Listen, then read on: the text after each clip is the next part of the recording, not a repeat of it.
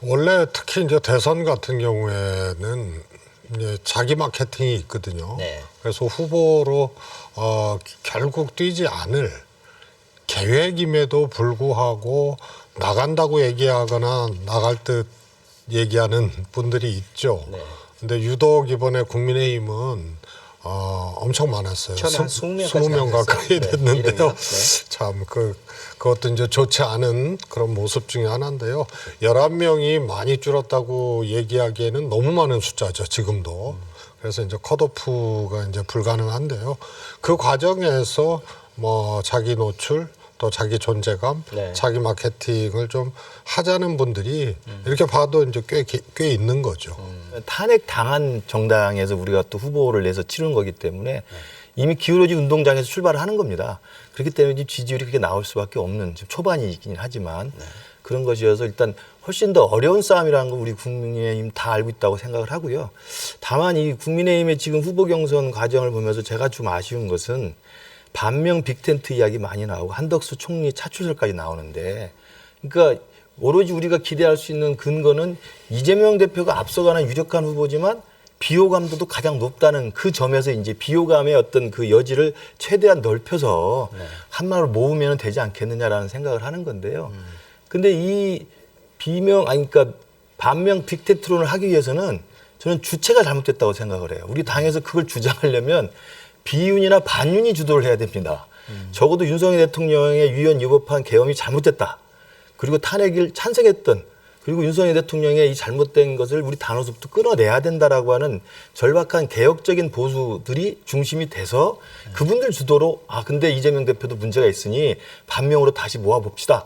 라고 하는 것이 저는 순리에 맞다고 보는데 지금 뭐 한덕수 총리 차출설도 그렇고 우리 당에서 반명 빅텐트 말한 분들은 계엄을 옹호하는 듯한 모습을 보였거나 대통령 탄핵 반대를 했던 분들이거나 광장에 가서 떠들었던 분들이에요.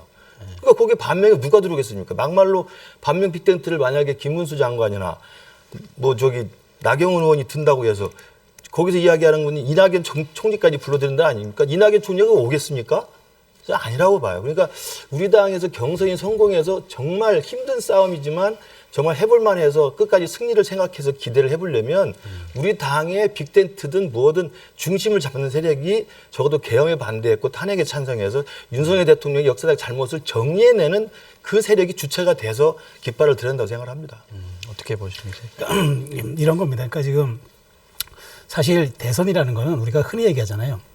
이거는 미래형 투표다. 전망형 투표다. 그러니까 총선은 이제 징벌적이고 이제 일종의 회고형 투표지만 대선은 어쨌든 내 삶과 우리 나라를 5년간 이게 맡겨도 될 만한 사람이냐. 이제 이건데 사실 이렇게 가려면은 국민의힘이 지금의 그 오픈 프라이머리 같은 지금 100% 이른바 역선택 조항이 없는 그런 걸 도입도 해야 된다고 저는 봐요. 근데 어찌됐건 이제 룰 세팅은 끝났단 말이죠.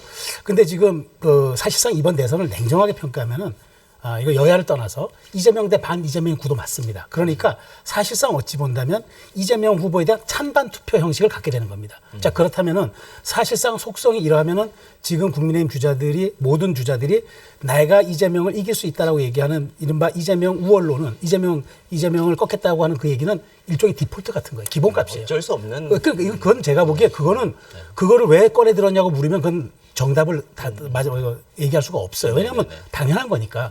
근데 이제 여기에서 그것만 갖고 되겠냐가 있는 거죠. 필요 조건이 있으면 충분 조건이 있어서 필요 충분 조건이 돼야 되는 것 아닙니까?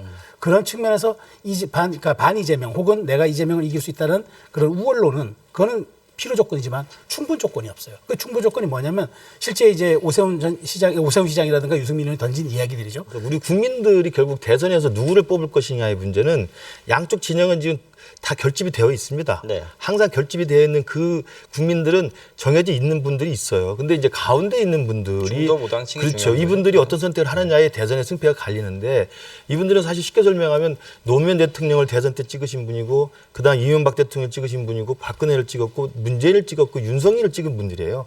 누구를 찍을지 알 수 없는데 그때 상황에서 차악이나 차선을 택하는 겁니다.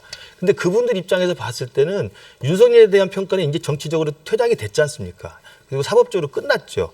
근데 이재명 대표에 대한 평가에 대해서 중도층과 무당층은 여전히 지금 눈을 뜨고 보고 있는 거예요. 그래서 저는 우리 당에서 그나마 승리를 기대할 수 있는 전략을 짜서 할 수 있는 거라는 것은 이재명 대표에 대해서 아직도 마음을 주지 못하는 중도층과 무당층에게 우리가 어떻게 지지를 얻어낼 것인가. 이제 그것들을 작전을 짜야 된다는 이야기고 그 과정에서 본다면 제가 뭐 계속 말씀드립니다만 적대적 공생관계였던 건 맞는 거죠.